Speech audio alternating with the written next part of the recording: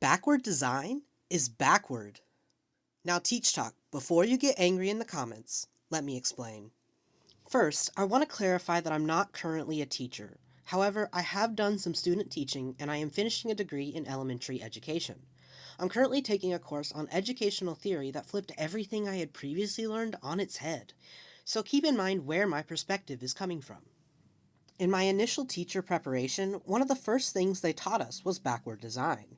If you don't know what that is, it's when you design a lesson with the end goal in mind.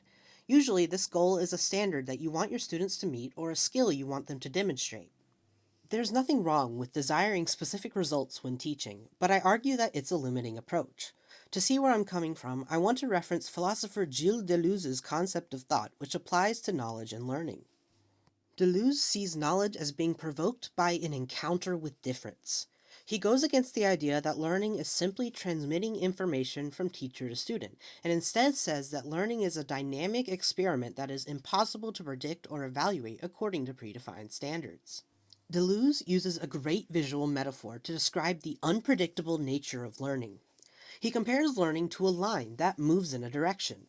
Lessons that use backward design would be represented by rigid or supple lines, both of which have a predetermined endpoint, the end goal.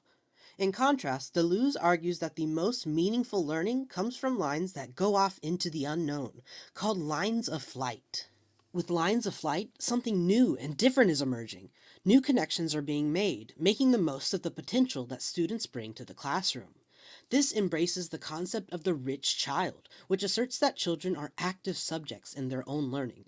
They aren't empty vessels waiting to be filled with knowledge by teachers. They aren't in need and instead are completely equipped to learn whether or not we are there to teach them.